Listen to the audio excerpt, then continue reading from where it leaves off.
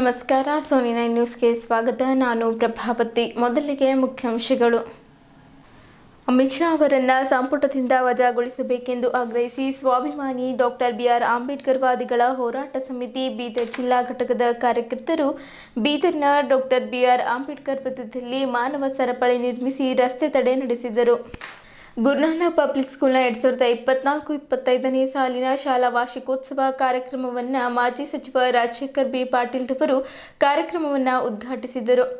ಬೀದರ್ ನಗರದ Chidri ring road ಬಳಿ ಇರುವ ಒಂದು ಮನೆ 4 ಅಂಗಡಿಗಳನ್ನು ಬೀದರ್ ಆಯುಕ್ತರು ತೆರವುಗೊಳಿಸುವುದಕ್ಕೆ ಕುಟುಂಬಸ್ಥರಿಂದ ರಸ್ತೆ ತಡೆ ಮಾಡಲಾಯಿತು. ನಿಗದಿತ ಅವಧಿಯೊಳಗೆ ಸಾರ್ವಜನಿಕರ ಅರ್ಜಿಗಳನ್ನು ವಿಲೇವಾರಿಗೊಳಿಸಿ ಜಿಲ್ಲಾಧಿಕಾರಿ ಶಿಲ್ಪಾ ಶರ್ಮಾ ಬಡ ಮಕ್ಕಳ ಸೇವೆ ಮಾಡುವುದು ಅದು ನಿಜವಾದ ದೇವರಿಗೆ ಮಾಡುವ ಸೇವೆಗೆ ಸಮವಾಗಿದೆ ಎಂದು ಕೌಠ ಯೋಗಾಶ್ರಮದ ಪೂಜ್ಯ ಸಿದ್ದರಾಮ ಶರಣರು ಬೆಲ್ದಾಳ್ ತಿಳಿಸಿದ್ದರು. ಸ್ಪರ್ಧಾತ್ಮಕ ಯುಗದಲ್ಲಿ ಉದ್ಯಮಿಗಳು ನೂತನ ತಾಂತ್ರಿಕತೆಗಳನ್ನು ಬಳಸಿಕೊಳ್ಳಬೇಕು. ಜಿಲ್ಲಾಧಿಕಾರಿ ಶಿಲ್ಪಾ ಶರ್ಮಾ. ಬೀದರ್ ತಾಲೂಕಿನ ಜನವಾಡ ಹತ್ತಿರದ ಕೃಷಿ ವಿಜ್ಞಾನ ಕೇಂದ್ರದಲ್ಲಿ ರೈತ ದಿನಾಚರಣೆ ಅಂಗವಾಗಿ ಎಸ್ಪಿ ಪಾಟೀಲ್ ದಂತ ಆಸ್ಪತ್ರೆ ವತಿಯಿಂದ ದಂತ ತಪಾಸಣೆ ಶಿಬಿರ ಜರುಗಿತು. ಸುದ್ದಿಯ ವಿವರಗಳು.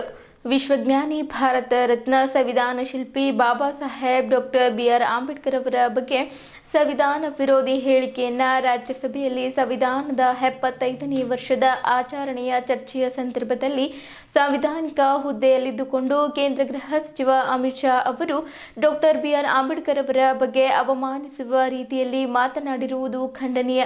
ಜಗತ್ತಿನ ಎಲ್ಲ ಪರಮ ಪೂಜ್ಯ ಬಾಬಾ ಸಾಹೇಬ್ ಡಾಕ್ಟರ್ ಬಿಆರ್ ಅಂಬೇಡ್ಕರ್ ಅವರ ಅಭಿಮಾನಿಗಳ ಪರವಾಗಿ ದೇಶದ್ರೋಹ ಕರ್ತವ್ಯವೆಸಗಿರುವ ಕೇಂದ್ರ ಗೃಹ ಸಚಿವರನ್ನ ಸಂಪುಟದಿಂದ ವಜಾಗೊಳಿಸಿ ಅವರ ಮೇಲೆ ದೇಶದ್ರೋಹದ ಪ್ರಕರಣ ದಾಖಲಿಸಿ ಬಂಧಿಸುವಂತೆ ಒತ್ತಾಯಿಸಿ ಇಂದು ಸ್ವಾಭಿಮಾನಿ ಡಾಕ್ಟರ್ ಬಿಆರ್ ಅಂಬೇಡ್ಕರ್ ಅವರ ವಾದಿಗಳ ಹೋರಾಟ ಸಮಿತಿ ಜಿಲ್ಲಾ ಘಟಕದಿಂದ ಪ್ರತಿಭಟನಾ ಮೆರವಣಿಗೆಯ ಮುಖಾಂತರ ಜಿಲ್ಲಾಧಿಕಾರಿಗಳ ಮುಖಾಂತರ ರಾಷ್ಟ್ರಪತಿಯವರಿಗೆ ಮನವಿ ಸಲ್ಲಿಸಲಾಯಿತು.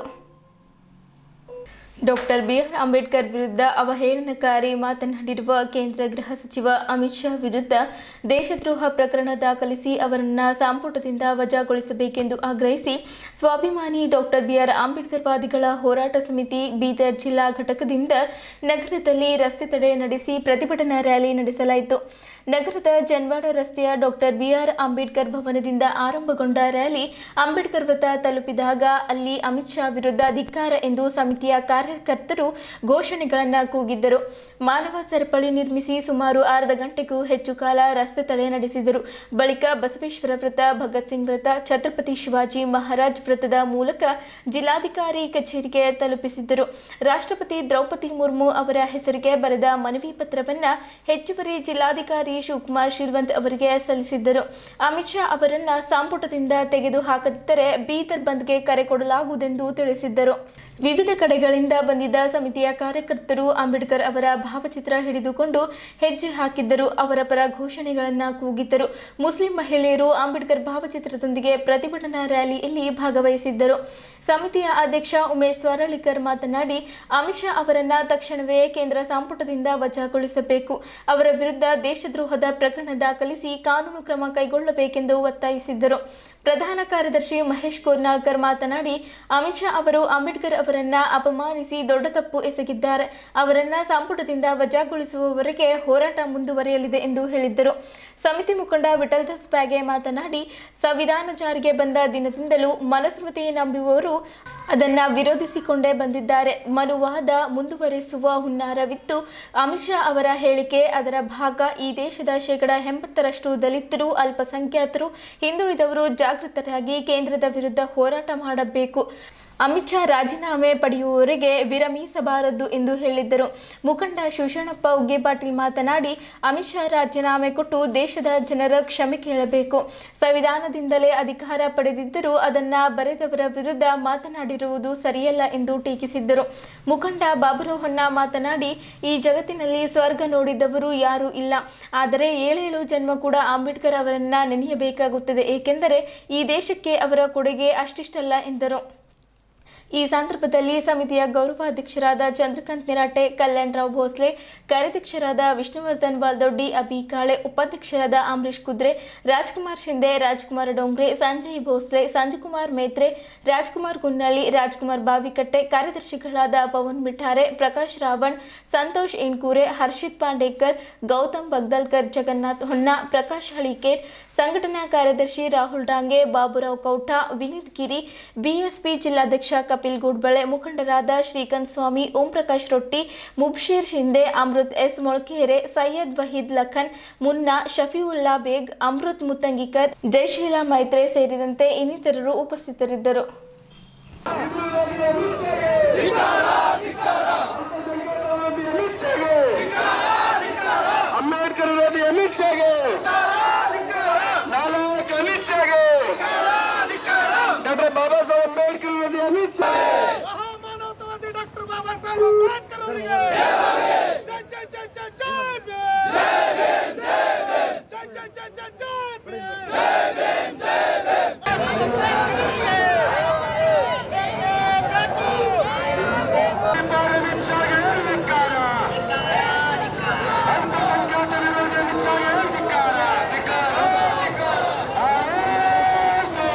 ರಾಜ್ಕುಮಾರ್ ಶಿಂದೆ ಅವರೇ, ರಾಜ್ಕುಮಾರ್ ಡೋಂಗ್ರೆ ಅವರೇ, ಸಂಜು ಭೋಸ್ಲೆ ಅವರೇ, ಸಂಜು ಕುಮಾರ್ ಮೇತ್ರೆ ಅವರೇ, ರಾಜ್ಕುಮಾರ್ ಗುಣಳ್ಳಿ ಅವರೇ, ರಾಜ್ಕುಮಾರ್ ಮಾವಿಕಟ್ಟಿ ಅವರೇ, ಮಾರುತಿ ಸೂರ್ಯವಂಶಿ.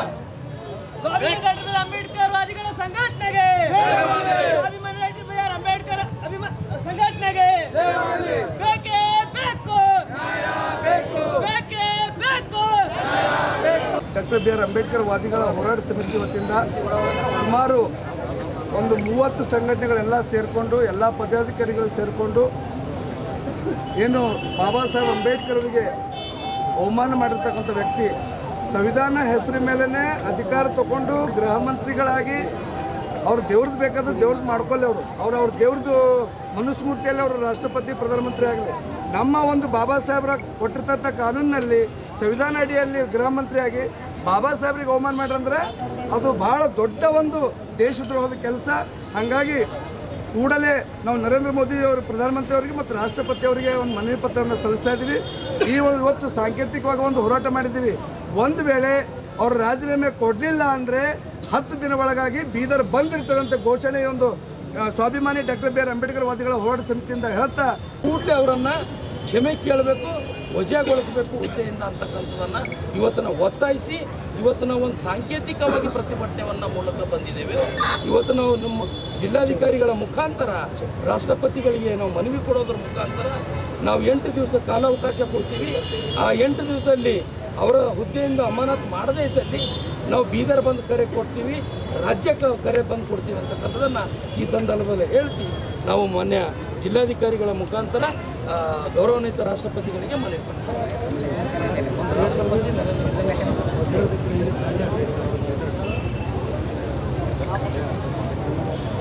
ಸರ್ ಇಲ್ಲಿವರೆಗೆ ಯಾವ ರಿಪ್ಲೈ ಬರ್ತಾ ಇಲ್ಲ ನೋಡಿ ಸರ್.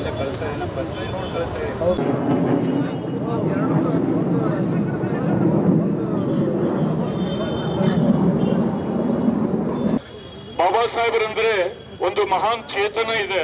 ಬಾಬಾ ಸಾಹೇಬರಂದ್ರೆ ಒಂದು ದೊಡ್ಡ ಶಕ್ತಿ ಇದೆ. ಇಡೀ ಜಗತ್ತೇ ಬಾಬಾ ಸಾಹೇಬರಿಗೆ ನಮನ ಸಲ್ಲಿಸ್ತಾ ಇರ್ತಕ್ಕಂಥ ಸಂದರ್ಭದಲ್ಲಿ ಇವತ್ತಿವರು ಈ ರೀತಿಯಾಗಿ ಮಾತನಾಡುವುದು ಇದು ಎಲ್ಲರಿಗೆ ಕೋಟಿ ಭಾರತೀಯರಲ್ಲ, ಲಕ್ಷ ಭಾರತೀಯರಿಗಲ್ಲ, ಅಬ್ಜ ಜನರಿಗೆ, ಇಡೀ ಜಗತ್ತಲ್ಲ, ಇಡೀ ವಿಶ್ವದ ಎಲ್ಲಾ ಜನರ ಮನಸ್ಸಿಗೆ ಇದು ಘಾಸಿಗೊಳಿಸಿದೆ. ಅದಕ್ಕೋಸ್ಕರ ಕೂಡಲೇ ಅವರು ಕ್ಷಮಾಪಣೆ ಕೇಳಬೇಕು ಅಂತ ಹೇಳಿ ಈ ಸಂದರ್ಭದಲ್ಲಿ ನಾನು ಅವರಿಗೆ ಈ ಸಂದರ್ಭದಲ್ಲಿ ಮನವಿಯನ್ನು ಮಾಡ್ತಾ ಇದ್ದೀನಿ. ಅವನು ಹೇಳಿರ್ತಕ್ಕಂಥ ಮಾತು आज एक फैशन हो गया है, अंबेडकर अंबेडकर अंबेडकर अंबेडकर। अगर उनके बदले में भगवान का नाम लेते तो अगले 7 जन्मों में तुम्हें स्वर्ग मिलता ಅಂತಕ್ಕಂತ ಮಾತನ್ನ ಹೇಳಿದ್ದಾರೆ. Ambedkar is not fashion, he is our passion, he is our obsession. Passion ಅಂದ್ರೆ ಗೊತ್ತಾ? Passion ಅಂದ್ರೆ ಬಹಳ ಆಳವಾಗಿರ್ತಕ್ಕಂಥ ಒಂದು ಭಾವನೆ. ಆಬ್ಸೆಷನ್ ಅಂದ್ರೆ ಗೊತ್ತಾ? ಆಬ್ಸೆಷನ್ ಅಂದ್ರೆ ಬಾಬಾ ಸಾಹೇಬರನ್ನ ನೆನೆಯದೆ ನಮಗೆ ಸಮಯನೇ ಹೋಗೋದಿಲ್ಲ. हम बाबा साहेब के आज बाबा साहेब हमारे बीच में नहीं है, मगर बाबा साहेब का नाम लेने वाले करोड़ों लोग इस देश में मौजूद है। क्या हम बाबा साहेब के बताए हुए तरीके के ऊपर अपनी आवाज नहीं बुलंद कर सकते? ऐसे कई अमित शाह आएंगे और ऐसे कई अमित शाह चले जाएंगे, मगर बाबा साहेब का दिया हुआ संविधान इस देश में चलेगा। इस देश जब तक रहेगा जब तक ये संविधान चलेगा। आप सोचिए, यह संविधान को छोटा बच्चा भी अपने हाथ में लेकर उठता है, औरत भी हाथ में लेकर उठती है, मर्द भी हाथ में लेकर उठता है। तो बताइए इस बाबा साहेब का नाम कितना बड़ा है और कितना वो मजबूत है कि हर दिलों में वो बाबा साहेब मौजूद है। RSS ಸ್ಥಾಪನಾ ಮಾಡಿದ ನಂತರ ದೇಶ ಸ್ವಾತಂತ್ರ್ಯ ಸಲುವಾಗಿ ಹೋರಾಟ ಮಾಡಿಲ್ಲ. ಬಾಬಾ ಸಾಹೇಬ್ ಅಂಬೇಡ್ಕರ್ ಅವರು ಯಾವಾಗಲೂ ಹ್ಯೂಮನ್ ರೈಟ್ಸ್ ಸಲುವಾಗಿ, ನೀರಿನ ಸಲುವಾಗಿ, ಜನರ ಸಲುವಾಗಿ ಹೋರಾಟ ಮಾಡಿದ್ರು. ಆದ್ರೆ ಯಾರು RSS ಮತ್ತು ಸಂಘ ಸಂಸ್ಥೆ ಏನದ ಅವರು ಯಾವಾಗಲೂ ಗುಲಾಮರಾಗಿ ಈ ಬ್ರಿಟಿಷ್ ಪರವಾಗಿ ಕೆಲಸ ಮಾಡಿದ್ರು. ತೊಳಕು ಮನಸ್ಸಿನ ವಿಚಾರಗಳನ್ನು ಇಟ್ಟುಕೊಂಡು ಗೃಹ ಮಂತ್ರಿ ಆಗಿರ್ತಕ್ಕಂಥ ಕೇಂದ್ರ ಸರ್ಕಾರದ ಗೃಹ ಮಂತ್ರಿ ಅಮಿತ್ ಶಾ ಅವರು ಡಾಕ್ಟರ್ ಬಾಬಾ ಸಾಹೇಬ್ ಅಂಬೇಡ್ಕರ್ ಅವರ ತುಚ್ಛ ವಿಚಾರಗಳಿಂದ ಅವಮಾನಿಸಿರ್ತಕ್ಕಂಥ ವಿಚಾರವನ್ನು ನಾವು ಕಂಡು ತುಂಡಾಗಿ ಈ ಸಂದರ್ಭದಲ್ಲಿ ಈ ವಿಚಾರವನ್ನು ನಾನು ಖಂಡಿಸ್ತೇನೆ. ಕೇಂದ್ರ ಗೃಹ ಮಂತ್ರಿ ಆಗಿರ್ತಕ್ಕಂಥ ಗೃಹ ಮಂತ್ರಿ ಕೂಡಲೇ ಇಂಥ ಹಲವಾರು ವಿಚಾರಗಳಿಗೆ ಅವಕಾಶ ಕೊಡದೆ ಮಾನ ಮರ್ಯಾದೆ ಇಟ್ಟುಕೊಳ್ಳಬೇಕಾದ್ರೆ, ದೇಶದಲ್ಲಿ ಶಾಂತಿ ಸುವ್ಯವಸ್ಥೆ ಇಟ್ಟುಕೊಳ್ಳಬೇಕಾದ್ರೆ ಕೂಡಲೇ ರಾಜೀನಾಮೆಯನ್ನು ಕೊಟ್ಟು ದೇಶದಲ್ಲಿ ಸಮಸ್ತ ಜನತೆಗೆ ನ್ಯಾಯ, ಸ್ವಾತಂತ್ರ್ಯ, ಸಮಾನತೆಯನ್ನು ಕೊಡ್ತಕ್ಕಂಥ ವಾತಾವರಣ ನಿರ್ಮಾಣ ಮಾಡಬೇಕು. ನರೇಂದ್ರ ಮೋದಿ ಅವರು ಕೂಡಲೇ ಅವರ ರಾಜೀನಾಮೆಯನ್ನು ಪಡೆದು ದೇಶದಲ್ಲಿ ಶಾಂತಿ ಸುವ್ಯವಸ್ಥೆಯನ್ನು ಕಾಪಾಡಿಕೊಂಡು ಹೋಗಬೇಕಂತಕ್ಕಂಥ ವಿಚಾರ ಈ ಸಂದರ್ಭದಲ್ಲಿ ಹೇಳಿ. ಮಿಸ್ಟರ್ ಅಮಿತ್ ಶಾ, भारत का संविधान, भारत का आइन नागपुर या RSS के इशारे पे नहीं, बाबा साहब के बनाए हुए संविधान पर चलेगा।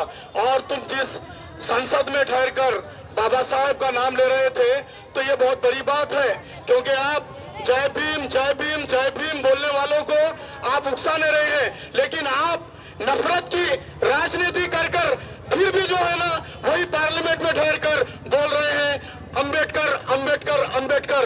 तो मैं अमित शाह और RSS, बीजेपी, विश्व हिंदू परिषद तमाम लोगों से ये कहना चाहता हूँ, अमित शाह जिस पार्लियामेंट में ठहरे हैं वही संविधान की शपथ लेकर वहां पे ठहर कर बात कर रहे हैं, लेकिन ये कहना अंबेडकर अंबेडकर नाम लेने से आपको इतनी तकलीफ है। अगर भगवान का नाम लेते तो स्वर्ग मिल जाती थी, लेकिन इस भारत को स्वर्ग बनाने में वही बाबा साहेब अंबेडकर है जो संविधान देकर जो है ना इस भारत को संविधान बनाए. ಈ ನಮ್ಮ ದೇಶದ ಪ್ರಧಾನಮಂತ್ರಿ ಹೇಳ್ತಾರೆ ಅಮಿತ್ ಶಾ ಅವರಿಗೆ ಏನು ಅಂತ ಸಮರ್ಥನ ಮಾಡ್ಕೊಳ್ತಾರೆ. ಇವತ್ತವ್ರಿಗೆ ನಾಚಿಕೆ ಬರಬೇಕು. ಒಂದು ಸಲ ದೇಶದ ಅಧಿಕಾರಕ್ಕೆ ಬಂದ ತಕ್ಷಣ ನಮ್ಮ ದೇಶದ ಪ್ರಿಯಂಬಲಿಗೆ ತಲೆ ಮೇಲೆ ಇಟ್ಕೊಂಡು ಹಣೆ ನಮಸ್ಕಾರ ಮಾಡಿ ಬಂದು ಭಾರತ ದೇಶದ ಪ್ರಧಾನಮಂತ್ರಿಗಳು ಪ್ರಣಾಮ ವಚನ ತಗೊಳ್ತಾರೆ. ಅದೇ ರೀತಿ ಇವನೇನು ತಡಿಪಾರ್ ಅಮಿತ್ ಶಾ ಇದ್ದಾರೆ, ಇವರು ಕೂಡ ಪ್ರಿಯಂಬಲಿಗೆ ನಮಸ್ಕಾರ ಮಾಡ್ತಾರೆ. ಮಾಡಿ 2 ದಿವಸ ಆಗಲ್ಲ, 4 ದಿವಸ ಆಗಲ್ಲ ಅಪ್ರಚಾರ ಅಂಬೇಡ್ಕರ್ ಅಂಬೇಡ್ಕರ್ ಎಂಬ ಪದ ಒಂದೇ ಅಲ್ಲ, ಈ ಸಂಘ ಪರಿವಾರದ ಷಡ್ಯಂತರ ಏನ್ ನಡೀತಾ ಇದೆ, ಇದರ ಹಿಂದೆಯೇ ಸಂಘ ಪರಿವಾರ ಏನು ಪ್ಲಾನ್ ಇದೆ. ಇದೇನು ಅಮಿತ್ ಶಾ ಅಂದಿಲ್ಲ, ಸಂಘ ಪರಿವಾರ ಕಲಿಸಿದೆ, ಅಮಿತ್ ಶಾ ಅದನ್ನ ಹೇಳಿದ್ದಾನೆ.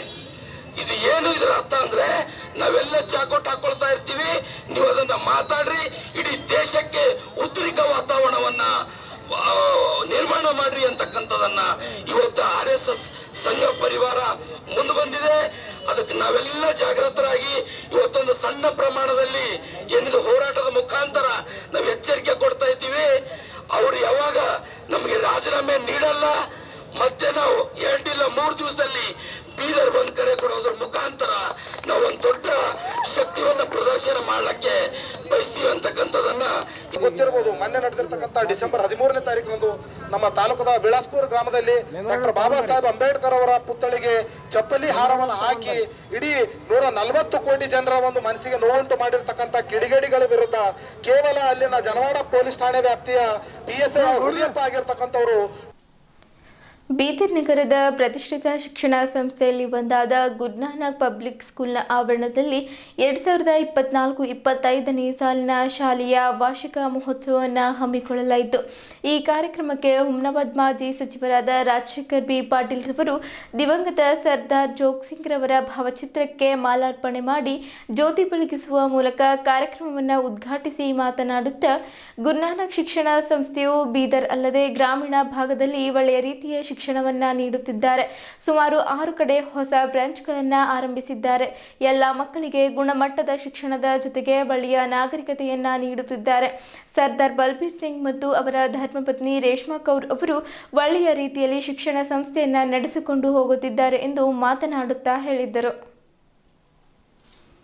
ಈ ಸಂದರ್ಭದಲ್ಲಿ Rajashekhar B Patil, Shivasharanappa M Patil, doctor S Balbir Singh, ಉಪಾಧ್ಯಕ್ಷರಾದ ರೇಷ್ಮಾ ಕೌರ್, ಆರಿಫ್ ಹಾದಿ, ನಳಿನಿ, ಡಿಜಿ, ದರ್ಬಾರ್ ಸಿಂಗ್, ಮನ್ಪ್ರೀತ್ ಸಿಂಗ್ ಬಂಟಿ, ಪುನೀತ್ ಸಿಂಗ್, ಪವಿತ್ ಸಿಂಗ್ ಸೇರಿದಂತೆ ಹಲವು ಗಣ್ಯರು, ಮುಖಂಡರು, ಪಾಲಕರು, ಮಕ್ಕಳು ಸೇರಿದಂತೆ ಇತರರು ಇದ್ದರು.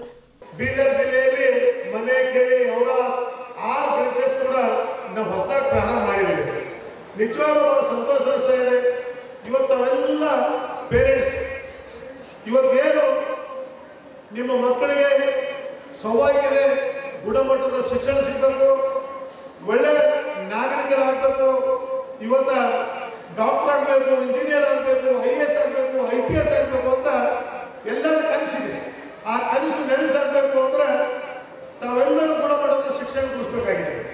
ಇವತ್ತೇನು ಬಲ್ಬೀರ್ ಸಿಂಗ್ ಅವರು, ಅದರ ಜೊತೆಯಲ್ಲಿ ಅವರ ಧರ್ಮಪತ್ನಿ ಶ್ರೀಮತಿ ರೇಷ್ಮಾ ಅವರು ಉಪಾಧ್ಯಕ್ಷರು ಬಹಳ ಒಳ್ಳೆಯ ರೀತಿಯಿಂದ ಈ ಶಿಕ್ಷಣ ಸಂಸ್ಥೆ ನಡೆಸ್ಕೊಂಡು ಹೋಗ್ತಾ ಇದೆ. ಇವತ್ತು ನಾನು ಪ್ರಥಮ ಬಾರಿಗೆ ಈ ಶಿಕ್ಷಣ ಸಂಸ್ಥೆ ಒಂದು ಕಾರ್ಯಕ್ರಮದಲ್ಲಿ ನಾನು ಭಾಗಿಯಾಗಿದ್ದೀನಿ. ಇಷ್ಟೆಲ್ಲ ತಾವು ನೋಡಿದಾಗ ನಾನು ಶಾಸಕನಾಗಿ, ಮಂತ್ರಿಯಾಗಿ ಅನೇಕ ಶಿಕ್ಷಣ ಸಂಸ್ಥೆಗಳಿಗೆ ನಾನು ಭೇಟಿ ಕೊಟ್ಟಿದ್ದೆ. ಬೀದರ್ನಲ್ಲಿ ಕೂಡ, ಬೀದರ್ ಜಿಲ್ಲೆಯಲ್ಲಿ ಮತ್ತು ಬೀದರ್ ಗುಲ್ಬರ್ಗ ಜಿಲ್ಲೆಯಲ್ಲಿ ಕೂಡ ಅನೇಕ ಶಿಕ್ಷಣ ಸಂಸ್ಥೆಗಳು ಕೂಡ ಭೇಟಿ ಕೊಟ್ಟಿದ್ದೆ. ಇವತ್ತು ನೋಡಿದಾಗ ಎಷ್ಟೊಂದು ಇವತ್ತು ನಾನು ಕೇಳಿದೆ, ಸುಮಾರು 3,000 ಸ್ಟ್ರೆಂತ್ ಇದೆ ಅಂತ ಕೂಡ ಹೇಳ್ತಾ ಇದೆ. ಇವತ್ತು ರಿಸಲ್ಟ್ ಕೂಡ ಬಹಳ ಗುಣಮಟ್ಟದ ರಿಸಲ್ಟ್ ಇದೆ, 100% ರಿಸಲ್ಟ್ ಇದೆ ಅಂತ ಕೂಡ ಮಾನ್ಯ ಅಧ್ಯಕ್ಷರು ಹೇಳ್ತಾ ಇದೆ. ಇವತ್ತು ನಿಮ್ಮೆಲ್ಲರ ನೋಡಿದ್ರೆ ಅದು ಗೊತ್ತಾಗ್ತದೆ ಈ ಶಿಕ್ಷಣ ಸಂಸ್ಥೆ ಹೇಗೆ ನಡೀತಾ ಇದೆ. आप सभी लोगों को मालूम होना कि ये शिक्षण संस्था कैसे चला है. आज मुझे पहली बार यहाँ पर आने के लिए अवसर मिला. मैं शिक्षण संस्था के अध्यक्ष, उपाध्यक्ष, सभी सदस्यों को मेरे तरफ से मैं अभिनंदन देता हूँ. ये शिक्षण संस्था ये खाली बीदर में नहीं, कर्नाटक में, राज्य में और देश भर में आगे होने दो बगैर मैं भगवान को प्रार्थना करूँगा. आज विशेषकर ये फाउंडर प्रेसिडेंट, आज हम सरदार जोगल सिंह साहब को याद करना पड़ता है. क्या उन्होंने फाउंडर यहाँ पर जो उन्होंने ये गुरुनानक पब्लिक स्कूल ने जो चालू किए, श्री सरदार जोगल सिंह साहब. कैसा देखो, इंसान खाली आता और खाली जाता. हम जितने दिन क्या थे, क्या रहा और क्या करे, वही लोग याद करने का. मैं बार बार मैं बोलना चाहता हूँ, हम कितने बार MLA बने, मिनिस्टर बने, वो कोई काम का नहीं, लेकिन हम रहने टेक को हमने क्या किया, लोगों के लिए हम सेवा क्या किया, लोगों के लिए हम क्या काम किया. आज बलबीर सिंह साहब को हम क्या याद करें. ये इतना बड़ा फाउंडेशन, इतना बड़ा फाउंडर, ये इतना उन्होंने जो दान कर गए, उसके ऊपर डॉक्टर बलबीर सिंह साहब चल रहे और उनके धर्मपत्नियों के साथ ये सब हम देख रहे हैं.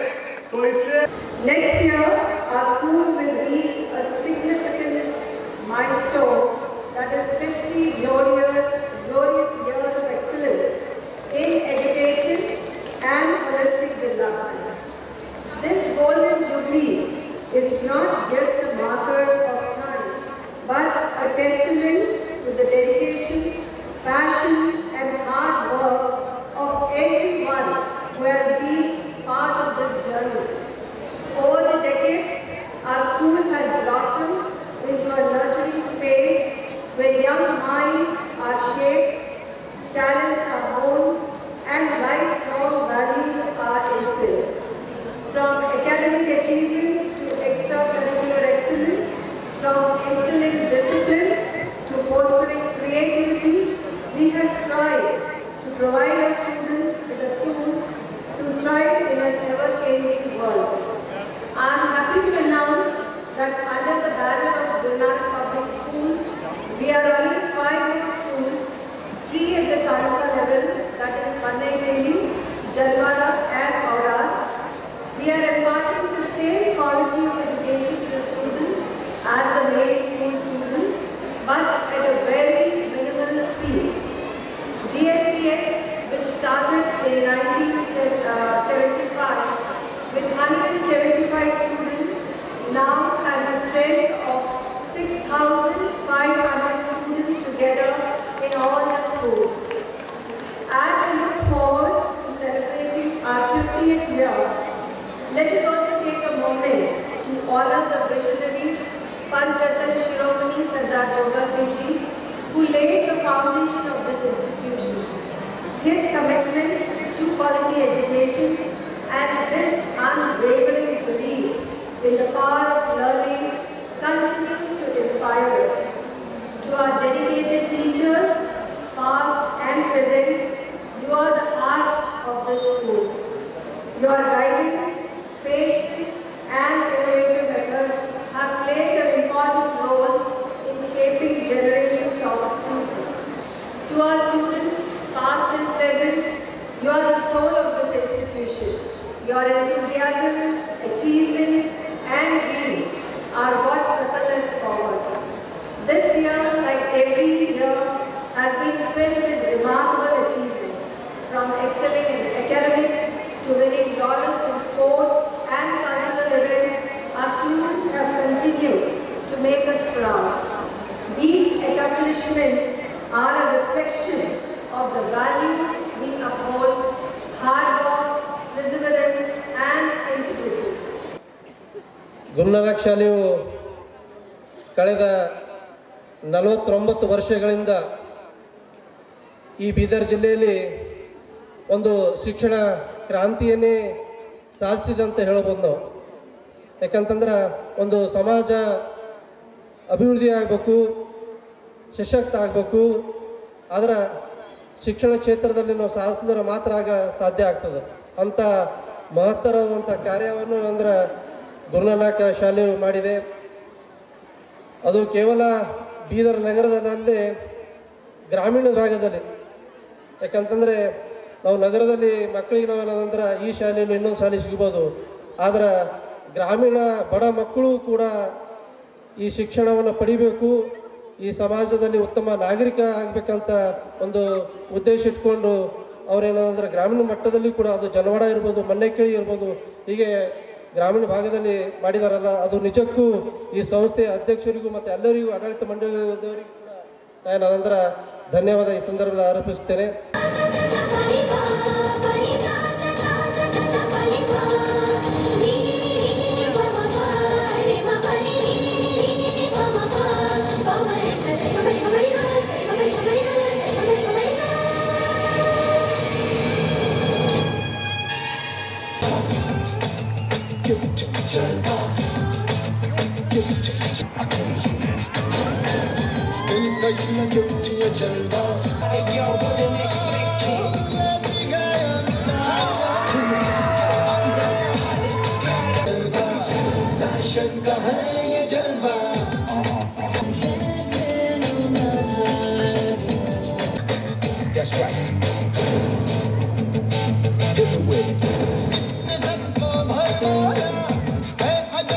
आज कोई इसके बिना न जी सकता है, न खा सकता है, न पी सकता है, और इतना ही नहीं, इसके बिना तो किसी का वजूद ही नहीं रहा। मोबाइल तो जैसे सबकी जिंदगी बन गया है, कुछ इस तरह।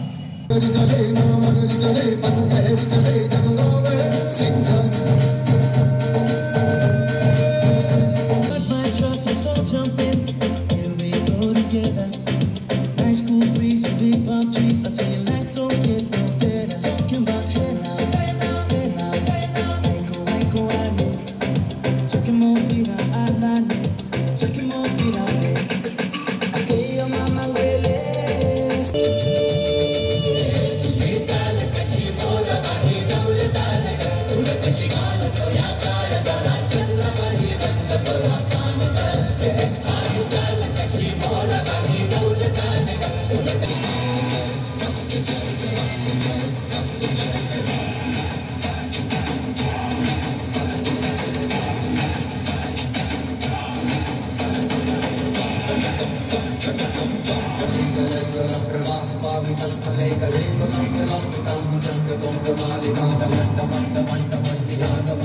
मेहनत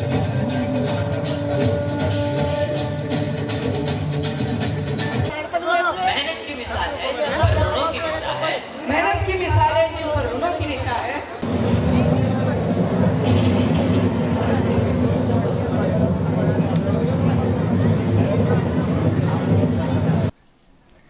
ಬೀದರ್ ನಗರದ ಚಿದ್ರಿ ರಿಂಗ್ ರೋಡ್ನಲ್ಲಿ ಬೀದರ್ ನಗರದ ಸಭೆ ವತಿಯಿಂದ ತೆರವು ಕಾರ್ಯಾಚರಣೆ ಹಮ್ಮಿಕೊಳ್ಳಲಾಯಿತು. ಮನೆ ಸೇರಿ 4 ಅಂಗಡಿಗಳು ತೆರವು ಕಾರ್ಯಾಚರಣೆ ಮಾಡಲಾಯಿತು. ಕುಟುಂಬದ ಸದಸ್ಯರಾದ ಗುಂಡಮ್ಮ ಸೇರಿ ಮನೆಯ ಸದಸ್ಯರು ಸೇರಿ ಮನೆಯಲ್ಲಿರುವ ವಸ್ತುಗಳು ರಸ್ತೆಯಲ್ಲಿ ಚೆಲ್ಲಿ ಟೈರಿಗೆ ಬೆಂಕಿ ಹಚ್ಚಿ ತಮ್ಮ ಆಕ್ರೋಶವನ್ನು ವ್ಯಕ್ತಪಡಿಸಿ ಮಾತನಾಡುತ್ತಾ, ನಾಳೆ ನಮ್ಮ ಕ್ರಿಸ್ಮಸ್ ಹಬ್ಬ ಇದ್ದರೂ ಕೂಡ ನಗರಸಭೆಯವರು ನೋಟಿಸ್ ನೀಡದೆ ಏಕಾಏಕಿ ಬಂದು ಜೆಸಿಬಿಯಿಂದ ಮನೆಯನ್ನ ಧ್ವಂಸಗೊಳಿಸಿದ್ದಾರೆ. ಇದರಿಂದ ನಮ್ಮ ದೈನಂದಿನ ವಸ್ತುಗಳು ಸಾಮಗ್ರಿಗಳನ್ನು ಚೆಲ್ಲಾಪಿಲ್ಲಿ ಮಾಡಿದ್ದಾರೆ. ಮೊದಲು ಚಿಕ್ಕ ರೋಡ್ ಇತ್ತು, ಇವಾಗ ರಿಂಗ್ ರೋಡ್ ಆಗಿದೆ. ರೋಡಿನ ಪಕ್ಕದಲ್ಲೇ ನಮ್ಮ ಮನೆ ಇದೆ. ಇದನ್ನ ನಗರಸಭೆ ಆಯುಕ್ತರು ನೋಟಿಸ್ ನೀಡದೆ ನಮ್ಮ ಮನೆಯನ್ನ ತೆರವುಗೊಳಿಸಿದ್ದಾರೆ ಎಂದು ತಮ್ಮ ಅಳಲನ್ನ ತೋಡಿಕೊಂಡಿದ್ದಾರೆ.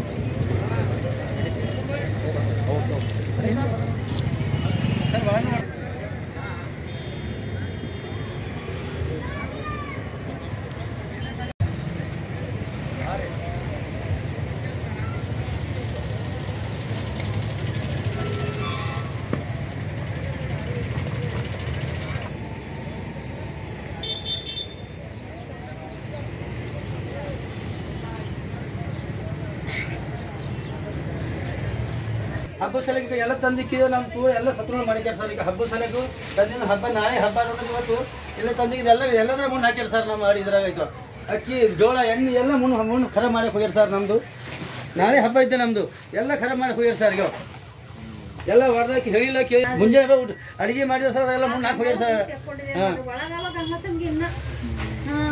ಸರ್ ಅಲ್ಮಾರಿ ಹೋಗ್ಯದ್ರಿ, ಏನೆಲ್ಲ ದೊಡ್ಡ ಅಲ್ಮಾರಿ 35 ವರ್ಷಲಿಂದು ನಮ್ಮ ಮನೆ ಮಾಡ್ಕೊಂಡು ಸಣ್ಣ ಮನೆ ಥೋಡೆ ಕಟ್ಕೊಂಡು ನಾನು ಜೀವನ ಸರಿಗೆ ಸಾಗಿಸ್ಲತ್ತಿದೆ. ಇದು ನನ್ನ ರೋಡ್ ಬರಲ್ಲ, ಸಣ್ಣದೊಂದು ರೋಡ್ ಇತ್ತು ಸರ್.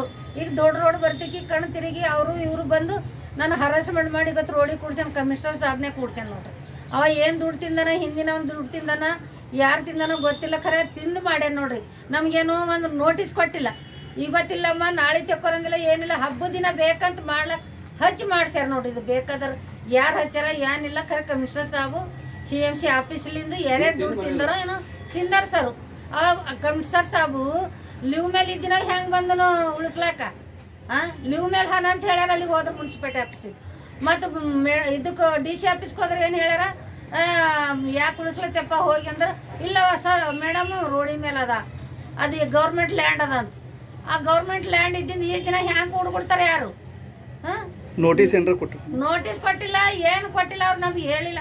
ಈಗ ಹಬ್ಬದ ಇಲ್ಲ, ನಾಳೆಗೆ ಹಬ್ಬದ ಪೂರಾ ಸಾಮಾನು ಎಲ್ಲ ಬರ್ಬೋದ್ ಮಾಡ್ಯಾರ. ಇವತ್ತು ನಮ್ಗೆ ಪೂರಾ ರೋಡಿನ ಮೇಲೆ ನಾವು ರೋಡಿನ ಮೇಲೆ ಏನಾರ ಹಾಕೋತಾ ಇದ್ದೇವೆ.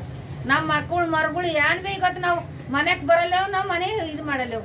ನಮ್ಮಲ್ಲಿ ಅದ ಏನು ಸಾಮಾನು ಇಕ್ಕ್ಯಾರ ಎಲ್ಲ ಬರ್ಬೋದ್ ಮಾಡ್ಯಾಕ್ಯಾರ. ಅಕ್ಕಿ ಬ್ಯಾಳಿ ನೋಡ್ರಿ, ಅನ್ನ ಪಿನ್ನ ಸೋಬ್ ಅಕ್ಕಿದಾಗೆಲ್ಲ ಉಸುಬು ಎಣ್ಣೆ ಪೂರಾ ಎಣ್ಣೆ ಕ್ಯಾನ್ ಎಲ್ಲ ಚೆಲಾಗ್ಯಾರ. ಎಲ್ಲ ಬರ್ಬದ್ ಮಾಡ್ಯಾಕ್ಯಾರ ನೋಡ್ರಿ. ನಾಳೆಗೆ ಹಬ್ಬದ ಏನ್ ಸಾಮಾನ್ ತರಲ್ಲ. ನಮ್ಮ ಪೂರ 4 ಹೋಗ್ಯಾವ ನೋಡ್ರಿ.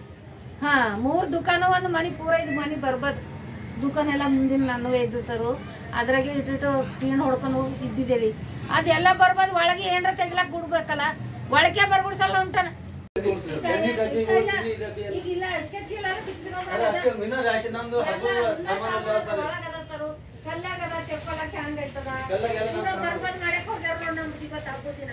ಪೂರ ಬರ್ಬಾದ್ ಮಾಡಕ್ಕೆ ಬೇಕಂತ ಯಾಕ ಎಲ್ಲಿ ತೋರಿಸಿ ಕೈ ಮಾಡಿ ತೋರಿಸಿ ಇದು ಎಲ್ಲ ಉಳಿಸಕ್ಕೆ ಪೂರ ಇಟ್ಕೊಂಡು ನೋಡ್ರಿ ಬಂದು ಎಲ್ಲ ಹೊಡೆದಾರ ಎಲ್ಲ ಮಾಡಕ್ಯಾರ ಇನ್ನ ಅವ್ರು ಪೂರ ಮನಿನ ಉಳಿಸಕ್ಕೆ ಅಂತ ಬಂದಾರ ಹಬ್ಬದ ದಿನ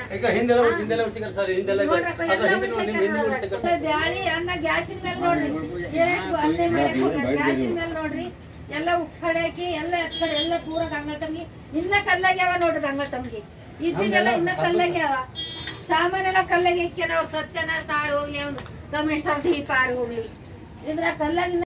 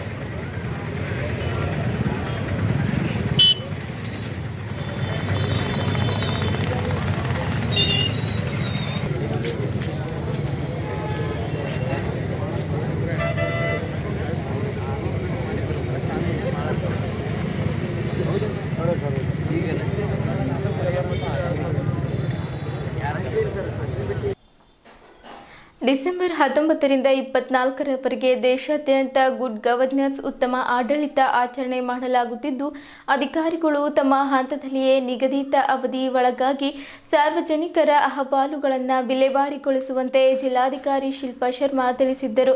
ಅವರು ಜಿಲ್ಲಾಧಿಕಾರಿಗಳ ಕಚೇರಿ ಸಭಾಂಗಣದಲ್ಲಿ ಹಮ್ಮಿಕೊಂಡ ಉತ್ತಮ ಆಡಳಿತ ಗುಡ್ ಗವರ್ನೆನ್ಸ್ ಕಾರ್ಯಾಗಾರವನ್ನು ಉದ್ಘಾಟಿಸಿ ಅವರು ಮಾತನಾಡುತ್ತಿದ್ದರು.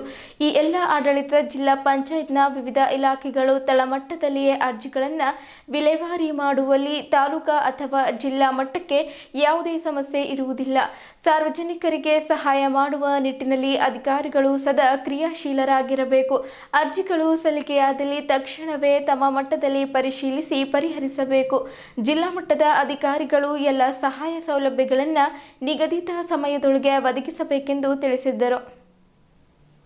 ಅಪರ ಜಿಲ್ಲಾಧಿಕಾರಿ ಶಿವಕುಮಾರ್ ಶಿಲ್ವಂತ್ ಮಾತನಾಡಿ, ಅಧಿಕಾರಿಗಳು ಸಕಾಲ ಹಾಗೂ ಐಪಿಜಿಆರ್ಎಸ್ ತಂತ್ರಾಂಶದಲ್ಲಿ ಬಾಕಿ ಇರುವ ಅರ್ಜಿಗಳನ್ನು ತಕ್ಷಣವೇ ವಿಲೇವಾರಿ ಮಾಡುವಂತೆ ತಿಳಿಸಿದ್ದರು. ಬೀದರ್ ನಗರಸಭೆ 43 ಪ್ರಕರಣಗಳು ಬಾಕಿ ಇವೆ. ಸೇವಾ ಸಿಂಧು ಎಸ್ಸಿ ಎಸ್ಟಿ ಒಬಿಸಿ ಅಡಿ 181 ಪ್ರಕರಣಗಳು, ಸಹಕಾರ ಇಲಾಖೆಯ 25, ಕಾರ್ಮಿಕ ಇಲಾಖೆಯ 43, ಜಿಲ್ಲಾ ನೋಂದಣಿ 213, ಗ್ರಾಮೀಣ ಅಭಿವೃದ್ಧಿ ಪಂಚಾಯತ್ ರಾಜ್ 2, ಆರ್ಟಿಒ 15 ಸೇರಿದಂತೆ ಒಟ್ಟು 899 ವಿವಿಧ ಪ್ರಕರಣಗಳು ಬಾಕಿ ಇದ್ದು ಅವುಗಳನ್ನು ವಿಲೇವಾರಿ ಮಾಡುವಂತೆ ಅಧಿಕಾರಿಗಳಿಗೆ ಸೂಚಿಸಿದ್ದರು. ಈ ಸಂದರ್ಭದಲ್ಲಿ ಉಪವಿಭಾಗಾಧಿಕಾರಿ ಮೊಹಮ್ಮದ್ ಶಕೀಲ್, ಬೀದರ್ ವಿಶ್ವವಿದ್ಯಾಲಯದ ರಿಜಿಸ್ಟ್ರಾರ್ ಸುರೇಖಾ ಸೇರಿದಂತೆ ಇತರರು ಉಪಸ್ಥಿತರಿದ್ದರು. ಬಡ ಮಕ್ಕಳ ಸೇವೆ ಮಾಡುವುದು ಅದು ನಿಜವಾದ ದೇವರಿಗೆ ಮಾಡುವ ಸೇವೆಗೆ ಸಮವಾಗಿದೆ ಎಂದು ಕೌಟ ಯೋಗಾಶ್ರಮದ ಪೂಜ್ಯ ಸಿದ್ದರಾಮ ಶರಣರು ಬೆಲ್ದಾರ್ ತಿಳಿಸಿದ್ದರು. ಕೇಂದ್ರ ಬಸ್ ನಿಲ್ದಾಣ ಎದುರು ಇರುವ ವಿಜಯರಾಜ್ ಮಿಷನ್ ಟ್ರಸ್ಟ್ ವತಿಯಿಂದ ಕೊಡಮಾಡಿದ ಕ್ರಿಸ್ಮಸ್ ಹಬ್ಬದ ಪ್ರಯುಕ್ತ ಇಲ್ಲಿಯ ಬಡ ಮಕ್ಕಳಿಗೆ ಬಟ್ಟೆ ಹಾಗೂ ಸಿಹಿ ಪೊಟ್ಟಣ ವಿತರಿಸಿ ಮಾತನಾಡಿರುವ ಅವರು, ಇಂದು ಧರ್ಮಗಳ ಮಧ್ಯೆ ಜಾತಿಯ ಒಳಗೆ ದ್ವೇಷ, ಅಸೂಯೆ, ಅಹಂಕಾರ ವ್ಯಾಪಕವಾಗಿ ತಾಂಡವವಾಡುತ್ತಿದೆ. ತನಗಾಗಿ ಹಾಗೂ ತನ್ನ ಪರಿವಾರಕ್ಕಾಗಿ ಹಣ ಕೂಡಿಟ್ಟ ಇಂತಹ ಕಾಲಘಟ್ಟದಲ್ಲಿ ತನ್ನೆಲ್ಲ ಆಸ್ತಿ ಮಾಡಿ ಜಿಲ್ಲೆಯ ಬಡ ಜನರಿಗೆ ಖರ್ಚು ಮಾಡುವ ವಿಜಯರಾಜ್ ಮಿಷನ್ ಟ್ರಸ್ಟ್ ನಿರ್ದೇಶಕ ಧನರಾಜ್ ಅವರ ಕಾರ್ಯ ಇಡೀ ಮನುಕುಲಕ್ಕೆ ಮಾದರಿಯಾಗಿದೆ ಎಂದು ಬಣ್ಣಿಸಿದ್ದರು. ಇದು ಉಳ್ಳುವವರು ಇಲ್ಲದವರ ಕೈ ಹಿಡಿಯಬೇಕು. ಆದರೆ ಇಲ್ಲದವರಿಂದಲೇ ಉಳ್ಳುವವರು ಆದಷ್ಟು ಕಸಿದುಕೊಂಡು ರಾಕ್ಷಸರಂತೆ ವರ್ತಿಸಿರುವುದು ದೊಡ್ಡ ದುರಂತ ಎಂದು ಮಾತನಾಡುತ್ತಾ ಹೇಳಿದ್ದರು. ಸಮಾಜದ ತುಳಿತಕ್ಕೊಳಗಾದವರಿಗೆ ಸಹಾಯ ಮಾಡುವುದು ಹಾಗೂ ಸಹಾನುಭೂತಿ ತೋರುವುದು ನಿಜವಾದ ಸಾಕ್ಷಾತ್ಕಾರ. ಹಾಗಾಗಿ ಇದ್ದವರ ಬಗ್ಗೆ ಕಾರ್ಯಕ್ರಮ ಮಾಡದೆ ಇಲ್ಲದವರ ಬಾಳಿಗೆ ಧ್ವನಿಯಾಗಿ ಇಂಥವರ ಕಷ್ಟ ಸುಖಗಳಿಗೆ ವಿಜಯರಾಜ್ ಮಿಷನ್ ಟ್ರಸ್ಟ್ ಸಕಾರಾತ್ಮಕವಾಗಿ ಸ್ಪಂದಿಸುವುದು ಉತ್ತಮ ಬೆಳವಣಿಗೆ ಎಂದು ಮೆಚ್ಚುಗೆ ವ್ಯಕ್ತಪಡಿಸಿದ್ದರು. ಹೈದರಾಬಾದ್ನ ಜನ್ರಾಜ್ ಇಂಟರ್ನ್ಯಾಷನಲ್ ಬೈಬಲ್ ಕಾಲೇಜಿನ ಸಂಸ್ಥಾಪಕ ಅಧ್ಯಕ್ಷರಾದ ಎನ್.ಎಂ. ಪಾಲ್ ಮುಖ್ಯ ಭಾಷಣಕಾರರಾಗಿ ಪ್ರಾರ್ಥನೆ ಮಾಡಿ ಪ್ರವಚನ ನೀಡುತ್ತಾ, ತನ್ನ ಬಳಿ ಇದ್ದ ದನಿ ಇತರರಿಗೆ ಹಂಚಿಕೊಂಡು ಬದುಕುವುದೇ ನಿಜವಾದ ಧರ್ಮ. ಪರಸ್ಪರ ಸಹಕಾರ ಹಾಗೂ ಸಹೋದರತ್ವ ತೋರುವುದು ಎಲ್ಲ ಧರ್ಮಗಳ ಸಾರವಾಗಿದೆ.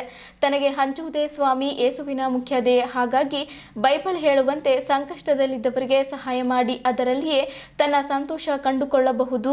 ಮನುಷ್ಯನಾದವನು ನಿಜವಾದ ಧರ್ಮ. ಆದ್ದರಿಂದ ಧನ್ರಾಜ್ ಅವರ ನೇತೃತ್ವದ ವಿಜಯರಾಜ್ ಮಿಷನ್ ಟ್ರಸ್ಟ್ ಇಂತಹ ಪರೋಪಕಾರ ಹಾಗೂ ಪರಮಧರ್ಮ ಕಾರ್ಯದಲ್ಲಿ ತೊಡಗಿರುವುದು ಅತ್ಯಂತ ಸರಾಹನೀಯ ಕಾರ್ಯ ಎಂದು ಕೊಂಡಾಡಿದರು. ಸಿಟಿ ಜಮಾಯಾತೆ ಉಲ್ಮಾ ಹಿಂದ್ನ ಅಧ್ಯಕ್ಷ ಎಂಡಿ ಅಯೂಬ್ ಸಲೀಂ ಹುಸೇನ್ ಮಾತನಾಡಿ, ಪರಸ್ಪರ ಪ್ರೀತಿ, ವಿಶ್ವಾಸ, ಸಹೋದರತ್ವವನ್ನು ಎಲ್ಲ ಧರ್ಮಗಳು ಸಾರುತ್ತವೆ. ತನ್ನಲ್ಲಿರುವುದು ಇಲ್ಲದವರಿಗೆ ಕೊಟ್ಟು ಸಂತೋಷ ಪಡುವ ಕಾರ್ಯ ಪ್ರತಿಯೊಬ್ಬರು ಮಾಡಬೇಕಿದ್ದು, ಧನ್ರಾಜ್ ಅವರು ಈ ಐತಿಹಾಸಿಕ ಕಾರ್ಯ ಮಾಡುತ್ತಾ ಬರುತ್ತಿರುವುದು ಎಲ್ಲ ಧರ್ಮೀಯರಿಗೆ ಮಾದರಿ ಎಂದರು. ಉದ್ಯಮಿ ಬಸವರಾಜ್ ಧನ್ನೂರ್ ಮಾತನಾಡಿ, ಇಂದು ದೇಶದಲ್ಲಿ ಬಹಳಷ್ಟು ಜನ ಶ್ರೀಮಂತರಾಗಿದ್ದಾರೆ, ಆದರೆ ಮನಸ್ಸು ಮಾತ್ರ ತುಂಬಾ ಸಂಕುಚಿತ.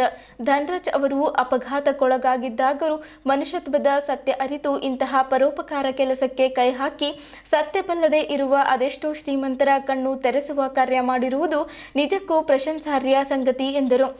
ಅಧ್ಯಕ್ಷತೆ ವಹಿಸಿದ ಧನ್ರಾಜ್ ಪಂಡೆಪ್ಪ ಮಾತನಾಡಿ, ತನಗೆ ಅಪಘಾತವಾಗಿ ನಂತರ ಚೇತರಿಸಿಕೊಂಡು ಗುಣಮುಖನಾಗಿ ನನ್ನ ಆಸ್ತಿ ಮಾರಿ ಸಮಾಜ ಕಾರ್ಯಕ್ಕೆ ಮುಂದಾದಾಗ ಎಲ್ಲರೂ ನನ್ನನ್ನು ಹುಚ್ಚ ಎಂದು ಹೇಳಿದ್ದರು. ಅದನ್ನು ಲೆಕ್ಕಿಸದೆ ಇಂದು ಈ ಬಡ ಮಕ್ಕಳ ಸೇವೆ ವರ್ಷದಲ್ಲಿ 2 ಬಾರಿ ಮಾಡುವ ಸೌಭಾಗ್ಯ ನನಗೆ ಒದಗಿ ಬಂದಿರುವುದು ನನ್ನ ಪಾಲಿನ ಪುಣ್ಯ ಎಂದು ಭಾವಿಸುವುದಾಗಿ ಹೇಳಿದ್ದರು.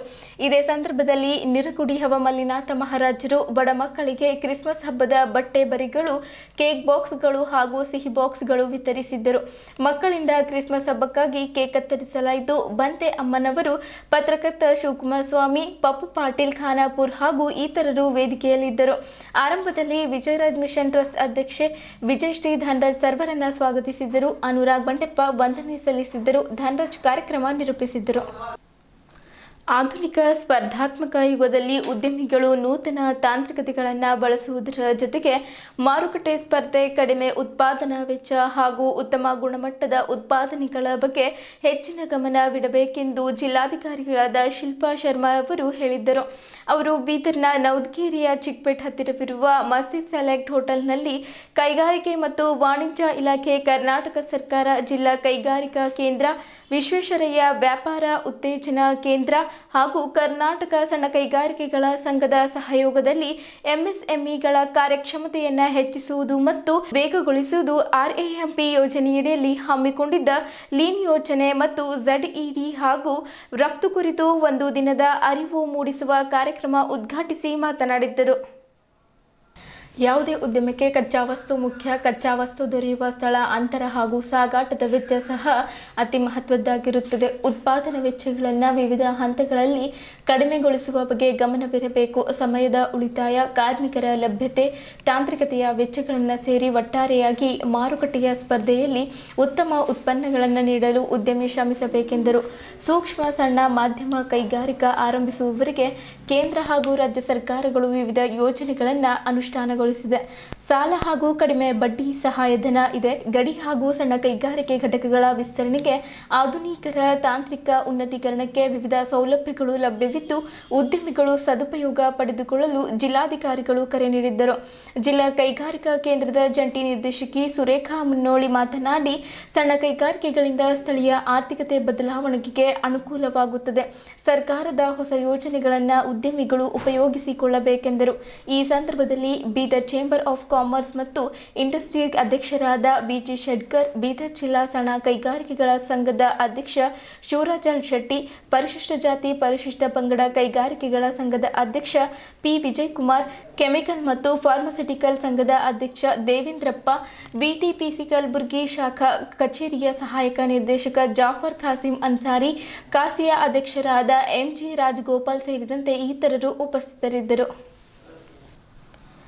ರೈತ ದಿನಾಚರಣೆ ಅಂಗವಾಗಿ Rotary club of Bidar new century SB Patil ದಂತ ಆಸ್ಪತ್ರೆ ಹಾಗೂ ಇಂಡಿಯನ್ ಡೆಂಟಲ್ ಅಸೋಸಿಯೇಷನ್ ವತಿಯಿಂದ ತಾಲೂಕಿನ ಜನ್ವಾಡ ಹತ್ತಿರದ ಕೃಷಿ ವಿಜ್ಞಾನ ಕೇಂದ್ರದಲ್ಲಿ ದಂತ ತಪಾಸಣೆ ಶಿಬಿರ ನಡೆಯಿತು. ರೈತರು, ಕೇಂದ್ರದ ಸಿಬ್ಬಂದಿ, ಕೃಷಿ ಡಿಪ್ಲೊಮಾ ವಿದ್ಯಾರ್ಥಿಗಳು ಸೇರಿದಂತೆ 100 ಜನರ ದಂತ ತಪಾಸಣೆ ಮಾಡಲಾಯಿತು. ಅವಶ್ಯಕತೆ ಇರುವವರಿಗೆ ಹೆಚ್ಚಿನ ಆಸ್ಪತ್ರೆಗೆ ಸಲಹೆ ನೀಡಲಾಯಿತು. ದಂತ ಆರೋಗ್ಯದ ಬಗ್ಗೆ ಪ್ರತಿಯೊಬ್ಬರೂ ಕಾಳಜಿ ವಹಿಸಬೇಕೆಂದು Rotary club of Bidar new century ಅಧ್ಯಕ್ಷ ಶಿವಕುಮಾರ್ ಪಾಕಲ್ ಹೇಳಿದರು. ಕ್ಲಬ್ ಕಾರ್ಯದರ್ಶಿ Prabhu Tatpatti, doctor Siddanagouda, doctor Kapil Patil, SB Patil ದಂತ ಆಸ್ಪತ್ರೆ ವೈದ್ಯರು ಹಾಗೂ ಸಿಬ್ಬಂದಿ ಇದ್ದರು. ಇಲ್ಲಿಯವರೆಗೂ ಸುದ್ದಿ ಕೊಟ್ಟಿದ್ದು ನಾನು ಪ್ರಭಾವತಿ. ಮುಂದಿನ ಸುದ್ದಿಯೊಂದಿಗೆ ಮತ್ತೆ ಭೇಟಿಯಾಗೋಣ. ವಂದನೆಗಳು.